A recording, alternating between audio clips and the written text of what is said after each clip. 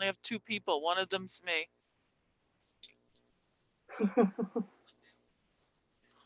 Hold on.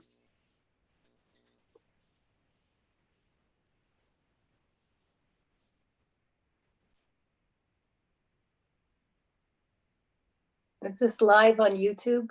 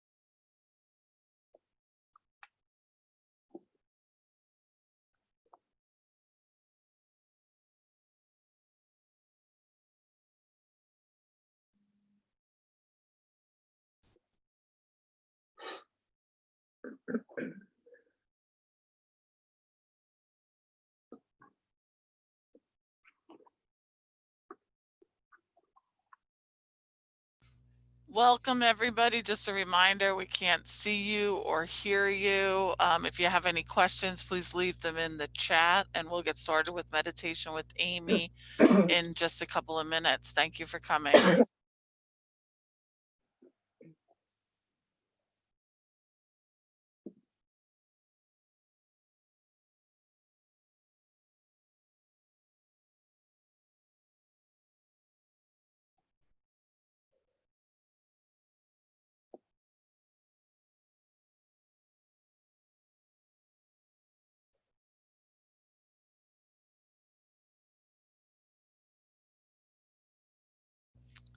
Welcome, James. Just to let you know, we can't see you or hear you. If you have any questions, please put them in the chat, and we'll get started in a few minutes. Thank you.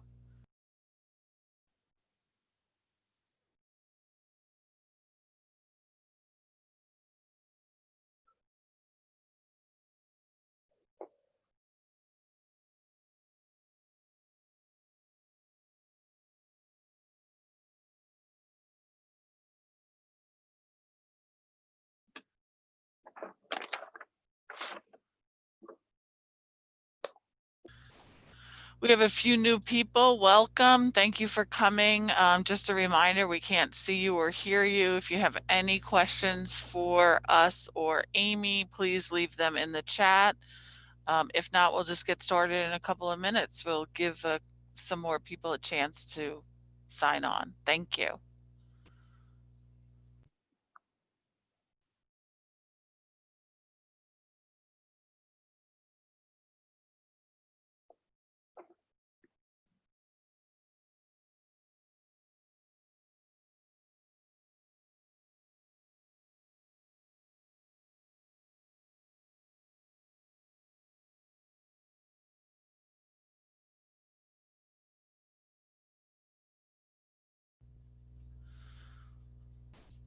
before we get started, I wanted to let everybody know that we have already extended this program. Thank you, Amy. We will be having this program on the next 2 Thursdays. So we will also be having this program on the 16th and the 23rd at the same time. So we hope you'll join us then. Bring a friend, let people know about it. Thank you. And it's 9:30. Amy, if you want to get started. Sure. Thank you. Thank you. Namaste. Welcome to my yoga room. For those of you who haven't been with me before, we did a program back in, I think it was May. Time is kind of having a very fuzzy feeling these days. Yeah, so if you haven't been with me before, my name is Amy Perry. I've been teaching yoga and meditation since 2007. And I just like to give just a little bit of background. When I came to find yoga and meditation, I pretty much was having, a very difficult time. I had 3 stepchildren, had just moved in. 3 months prior, I had my second son. And a month before that, my first son got diagnosed with autism. So I had this, and we moved. So we had this craziness going on. Excuse me. And I felt like I was falling apart. I really felt so disintegrated. I wanted to help everybody, but the one person I really wasn't helping was myself. And it turned out that I wasn't really being present or able to be my best self for all these children and my husband and this family that we were creating, that I went from 1 baby to 5 with a child with a disability. So you can imagine everything that was going through my mind. And one day I was driving by in Rocky Point and I saw this big sign, Yoga by Olga. And I'm like, let me just go and just get out of the house, because I knew something was going on with me, but I really didn't understand it. And coming to sit in meditation, doing some postures, releasing some of the grief, some of the anxiety and stress that I didn't even know I was holding, I came to find that this was a tool that I could take with me, that I could use, and I've used it ever since. And that doesn't mean that, life's challenges doesn't go slamming me and sending me off in different directions and throwing me off my center. But meditation can be the tool that you take out of your toolbox and use when you feel yourself going off center. My teacher used to describe it, and I love this analogy, as like when you're driving down a highway and they have those little bumps that you could feel. So if you start going off your lane and you start to feel yourself going off your center, kind of bumps you back to center. And that's what meditation does for me. And I hope that it can help you just kind of find and be in your center, no matter what's going on outside of us. So I wanted to start just by reading a little definition that I found. So for those of you that aren't familiar with the practice of yoga, we have this kind of idea. A lot of people have this idea in the West that it's all about physical postures, but that's only 1/8 of the practice. 4 parts are meditation. 1 part is breath. The other 2 parts are ethical practices that would align with any spiritual path. So it's being ethical, being able to sit with yourself, being honest with yourself. And really, the practice of yoga is to bring yourself into balance, to take all those disintegrated parts and pull them into one place, mind, body, spirit. And this is the Yoga Sutra 1, number 2, which is the yoga book of all the instructions of how to practice the science of yoga and meditation. And it's called Yoga Chitta Vritti Nirodha, and that's Sanskrit. And it means yoga is the cessations of the fluctuations of the mind. And this is how Eric Schiffman explains it. Meditation and yoga is a way of moving into stillness in order to experience the truth of who we are. It's a way of learning to be centered in action so that we always have the clearest perspective on what's happening and are therefore able to respond most appropriately with calm abiding, wisdom, and love. So if you think about some of your actions when you were fearful or anxious or stressed, or all the human emotions, jealous or resentment or feeling rushed and pressured, think about your actions as it comes from that place, as opposed to coming from a place that's calm, abiding, and centered, that you have patience to wait till the right action arises. And this is the art of meditation, to teach us how to remain centered within all the thoughts that are trying to pull us in different directions. So we'll begin just with a centering, short breath meditation and aligning with the breath to bring us into the center. Then we'll take a little break and I'll explain a little longer guided meditation. So first off, the posture that you take is a posture of wise effort. So wise effort, and what that means to you means that you're comfortable and you feel steady and grounded. So you could be sitting in a chair with your feet flat on the floor. You could be sitting in a cross-legged position. That's fine, as long as it doesn't bother your hips. It's not a necessity. You want to be comfortable. You don't want to be in a situation where you're tensing or your back hurts or your hip hurts. You could even, if you have, some serious back issues or difficulties going on with your body, you can even lie down, but you want to be alert. So meditation isn't the art of sleeping. If you need sleep, that's great. Take a nap. Meditation is a very vibrant, alert practice. So although we're relaxed, we're alert. So take your seat, whatever you're comfortable with. If you need a pillow to sit on, go grab that. And feel free to, if you need to move during practice, it's okay. You don't have to stand still like a statue. Something's bothering you, move and then come back. But try to release fidgeting. So we have a tendency to fidget. Try to remain still. So taking that seat, it's almost like you're taking a seat of effortless effort.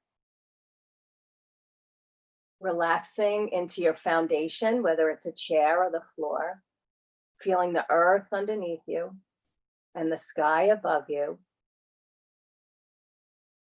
and begin to connect to your breath. So the breath is a perfect way to begin to center yourself. It's always with you. You don't have to do anything to make it happen. You don't have to change it in any way. You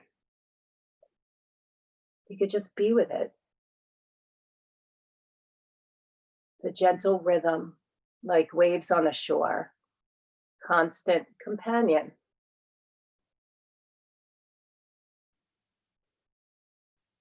So begin without changing the breath. Just begin to notice as the breath moves up the body, touching the collarbone gently, and as you exhale and releasing down, releasing tension, releasing any anxiety or judgment that you have about meditation, even if you've meditated for 20 years. We work on coming to our cushion, our chair, with a beginner's mind, just opening to what is happening right now for you when you sit still.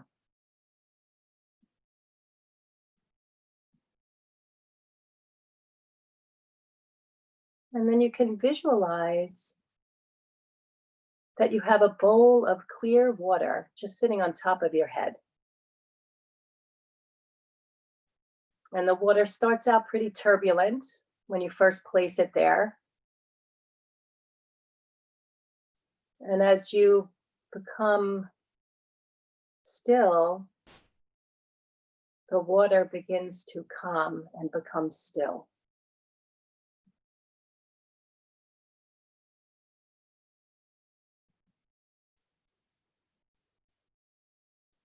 When the swirlings of the mind begin to calm, the mind becomes like a lake, and you can see your true reflection in the clear, still water.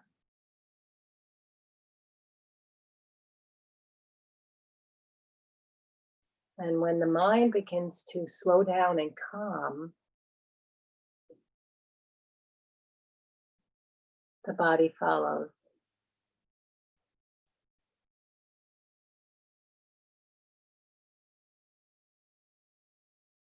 So with each out breath, feel the tension just dissolving, allowing your inner sands to settle and your inner waters to clear.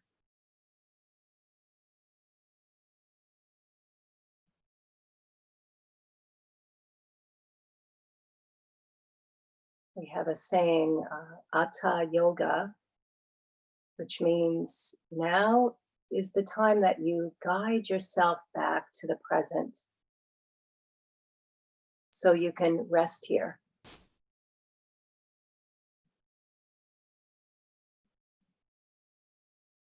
Now is the time to guide yourself back into the present moment.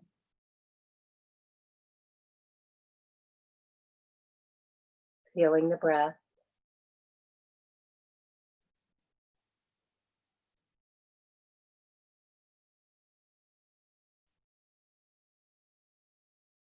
Really connecting to the breath.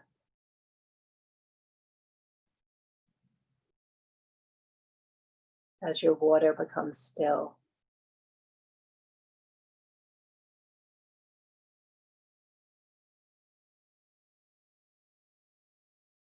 Bringing your attention right there at the very tip and beginning of the inhale. Wherever you feel it, you might feel it in your chest, in your nose, in your shoulders, in your belly. And try and stay with it until it completely releases. Just recognizing the cycle, allowing what comes to come. The in-breath comes, but it doesn't stay. You have to let it go. Letting what goes, what needs to go, go. Take 3 more breaths here and see if you could sustain your attention even just for 1 full round of inhale and exhale.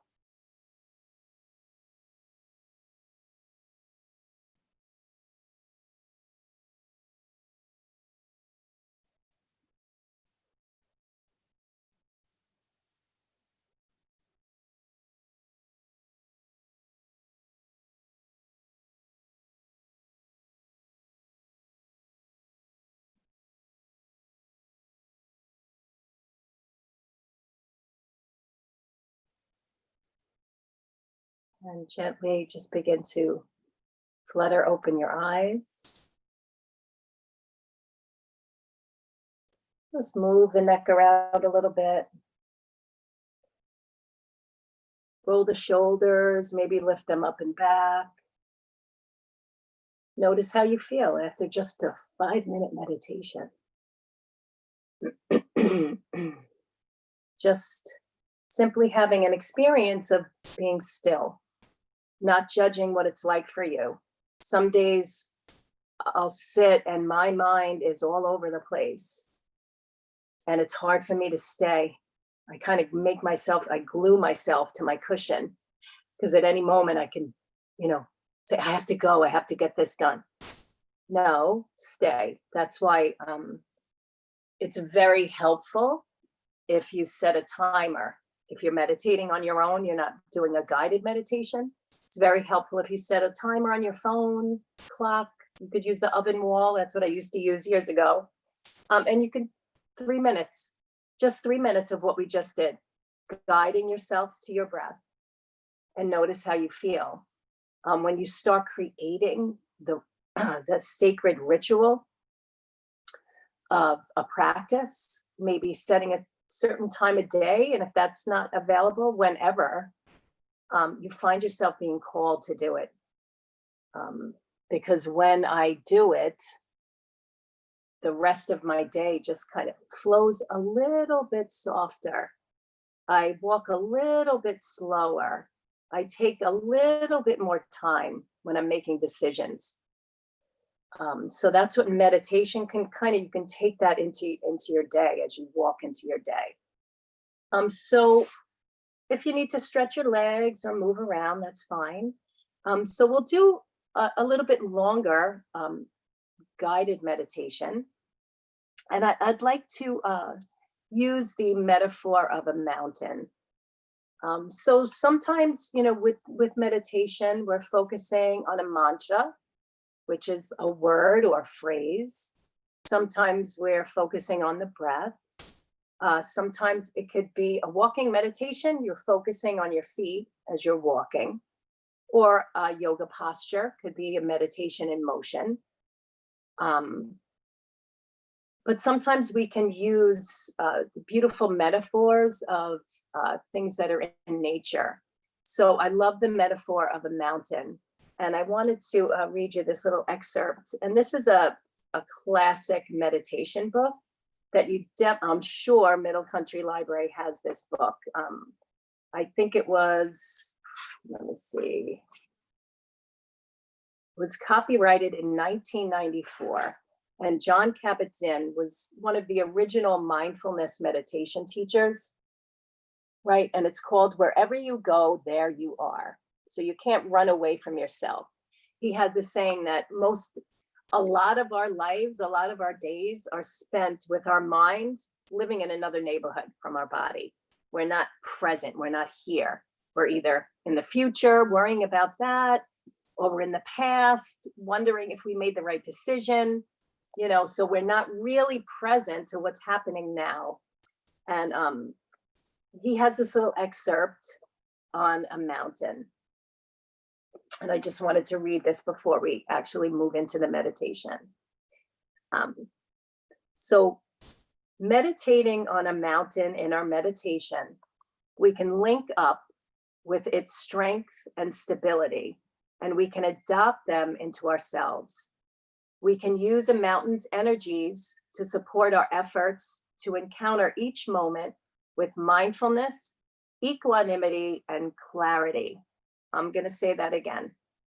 We can use the energies of a mountain to support our efforts to encounter each moment with mindfulness, equanimity, and clarity. It may help us to see that our thoughts and feelings, our preoccupations, our emotional storms and crises, even the things that happen to us, are much like the weather on a mountain as it passes through. We tend to take all these things personally, but its strongest characteristic is impersonal. The weather of our own lives is not to be ignored or denied. It is to be encountered, honored, felt, known for what it is, and held in high awareness, since it can kill us. In holding it in this way, we come to know a deeper silence and stillness and wisdom that we may have thought possible, right? That we may not have thought possible, right within the storms. Mountains have this to teach us and more if we can come to listen. So we encounter all these oceans of emotions that pass through. And what he's saying is that a mountain just stands and allows the weather, allows the seasons to pass through, and it remains equanimous, solid, steady. It anchors itself to the earth It doesn't take the weather personally. It doesn't take who treads upon it personally. It doesn't take the trees and the bushes and the flowers that grow and then die personally. It just allows. It connects to the life force of each, and then it just allows. So to move into this meditation, it makes it a little more powerful if you could get a vision of a mountain. Maybe it's a mountain you've actually climbed. Maybe it's something you've seen in a picture or a painting or on a show. Or it could be just your imagination. So just begin to come into your wise effort seat. Finding and anchoring. Finding your inner foundation and your equanimity that can meet anything that goes on outside of you with a calm abiding and a wisdom. Because you have the patience to step back and respond instead of react. And as that reading, what I liked about that reading is that, it doesn't say deny your feelings, push them away. Get to know the feeling tone of your body. What are you feeling? We're in a very tumultuous time right now. We kind of feel a little ungrounded because we really don't know what the future brings, but we never know what the future brings anyway. So if you bring yourself like a mountain, get that vision of a mountain, coming into wise effort in your seat, however you're seated, however you're sitting or lying down, become alert.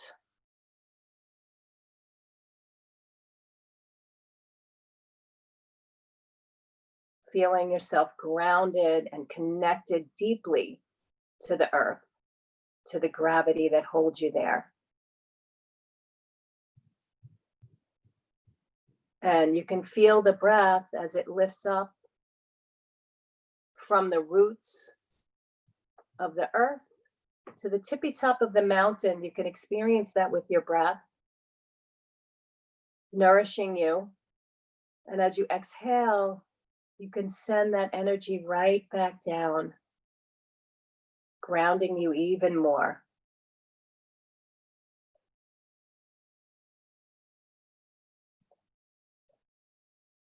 Feeling into the qualities of a mountain.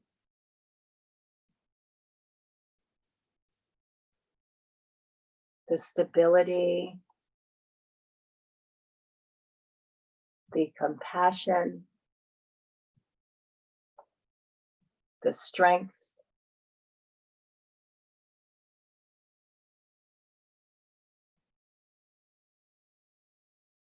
How a mountain stands steady and strong as the winds of change swirl around it.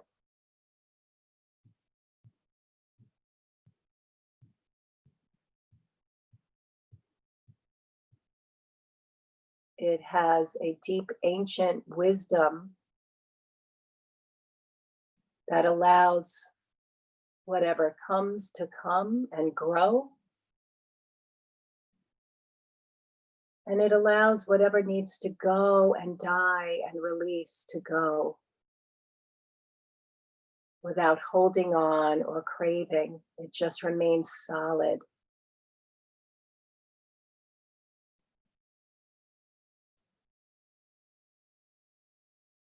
Begin to feel that energy of the mountain, feeling the strong energy in the bottom half of your body, grounded, strong, feeling the light energy reaching up through the torso, through the crown of the head, reaching towards the sky, towards the clouds.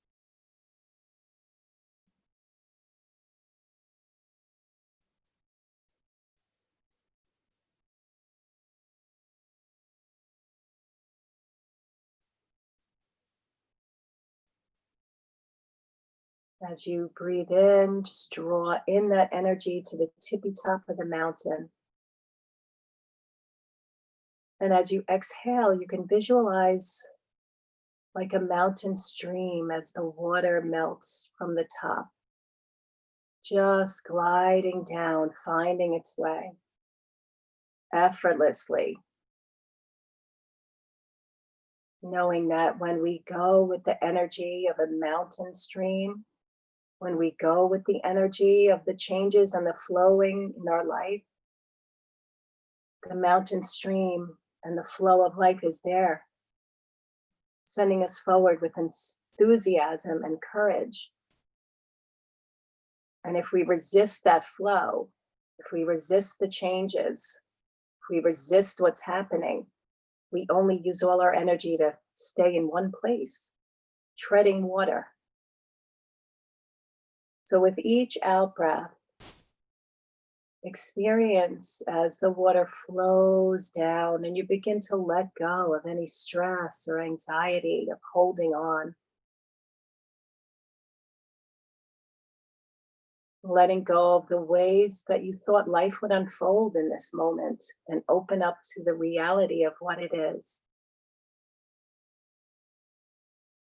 A mountain doesn't judge the weather.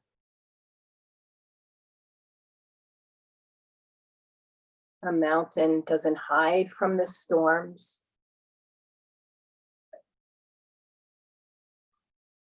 A mountain takes delight in the sun and the growth.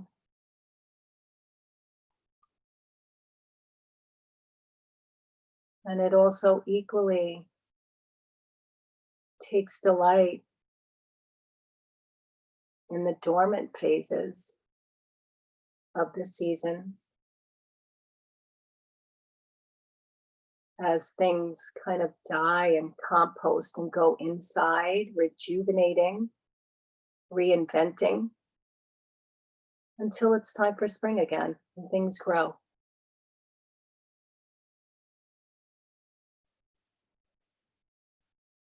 The mountain teaches us a lot about cycles.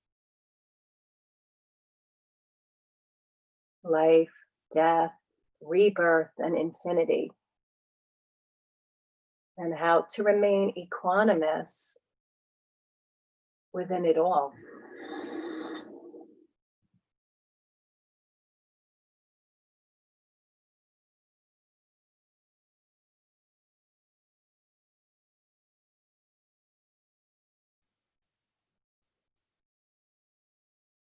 We begin to really feel the essence of mountain inside you.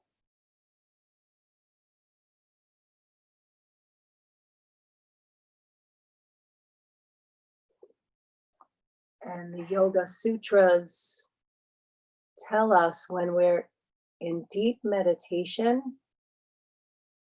we actually merge with our focus point. So you can merge with the object of your attention. You're no longer separate. You are the mountain. And just as the mountain holds the weather and holds the seasons and allows them to pass through, you can hold this moment, hold your emotions, hold your thoughts, and allow them to pass through. Taking from them whatever lessons or teachings or insights they might offer.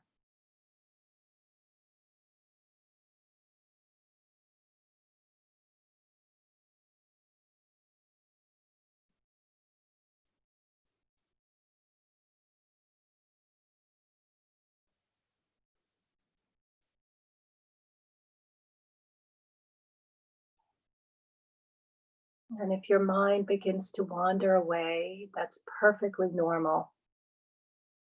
If you have to call your mind back to your focus point 1,000 times in a 15-minute meditation, That's the practice. The practice is knowing when a thought has caught you, like a hook grabbing a fish, pulling you away. You gently wriggle yourself free. Come back to your breath. Particularly with this meditation of the mountain, come back to the out breath. Come back to the feeling tone as the mountain stream is gliding down the surface. Releasing any tension, taking with it any debris, cleansing the mind's eye so you can see clearly and experience your emotions, your feeling tone, your body steady and stable, regardless of what's going on outside of you.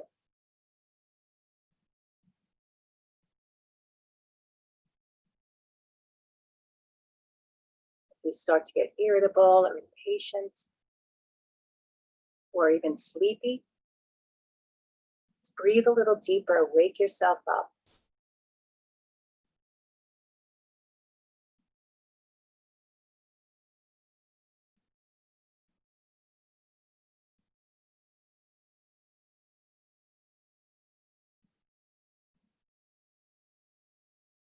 Just like the mountain can't control the weather, can't control the seasons, the temperature, the rain. We literally can't control our minds,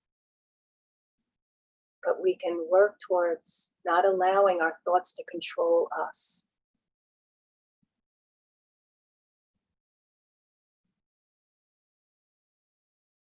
Like a mountain, we stay steady and allow what comes to come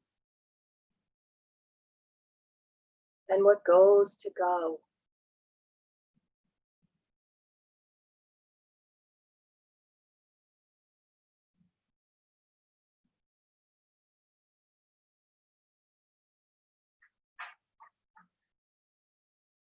On a deeper level, you can begin to notice the feeling tone of the thoughts.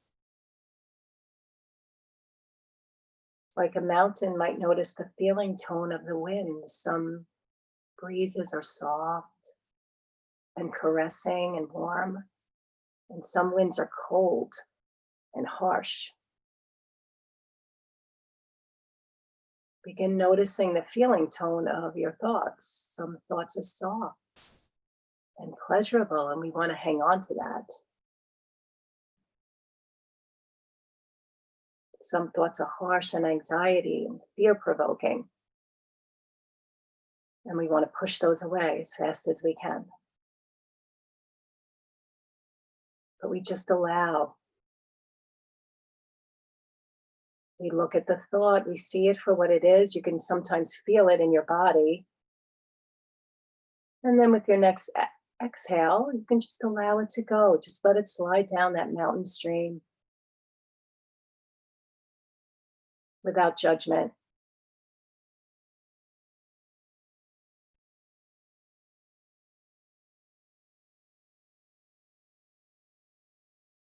See yourself as mountain.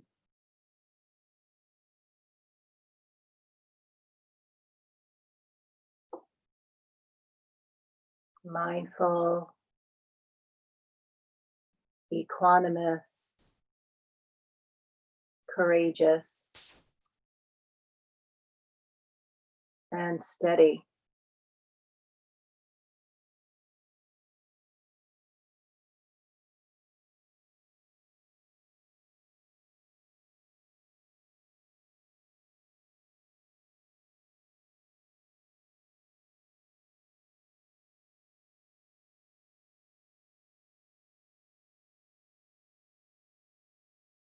Let's remain here in silence, bringing as much detail to your mountain as you can.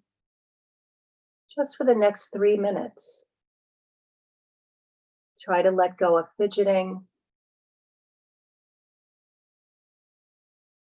coming into stillness, stability, and anchor yourself in this inner foundation instead of being thrown about by thoughts and images. Keep focusing your mind on the breath as it slides down your mountain, as it slides down you. For the next 3 minutes, let's be here together.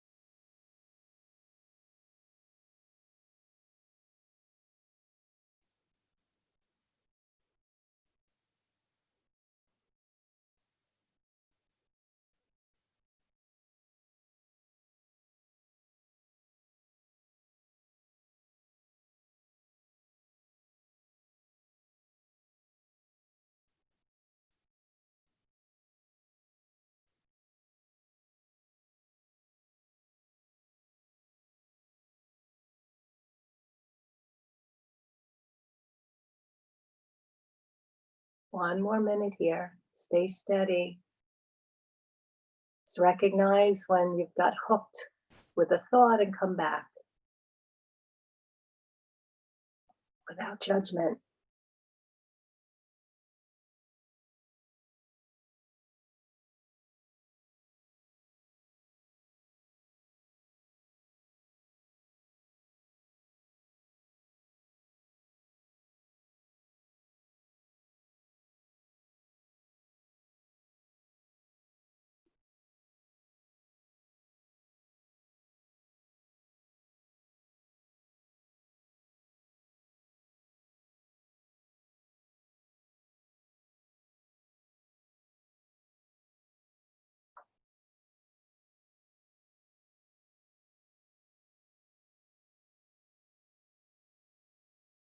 And just gently internalize that stability that you've created. Even if you've touched, even for a moment, on that inner calm, that inner peace, then it's well worth the effort. Begin to blink open your eyes. Just lift your arms, take a big stretch. Take a deep breath in. And release your hands out and down.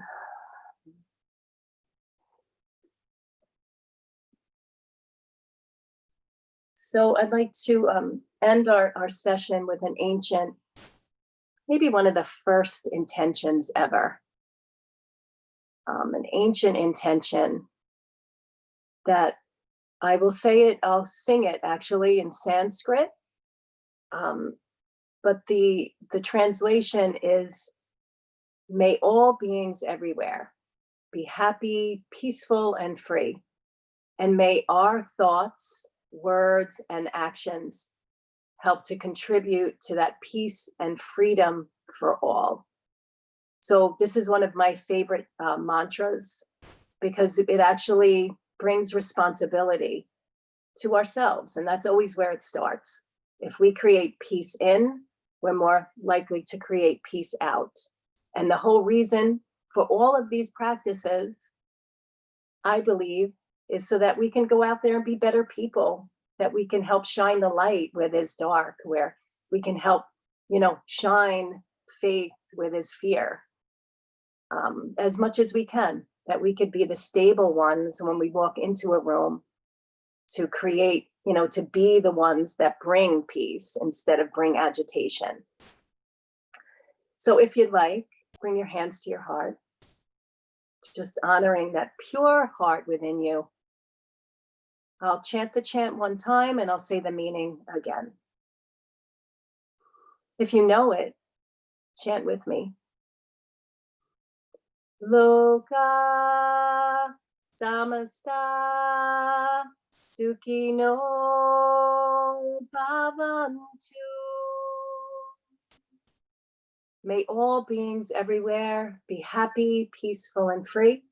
And may our thoughts and words and actions help contribute to the peace and freedom for all. Thank you so much for being here. It's a pleasure to serve you in this way. It helps me so much to be able to teach meditation. If anyone has any questions, I would love to hear from you. You can post it. I think Elizabeth is on there. She will facilitate any questions anybody has. If you're looking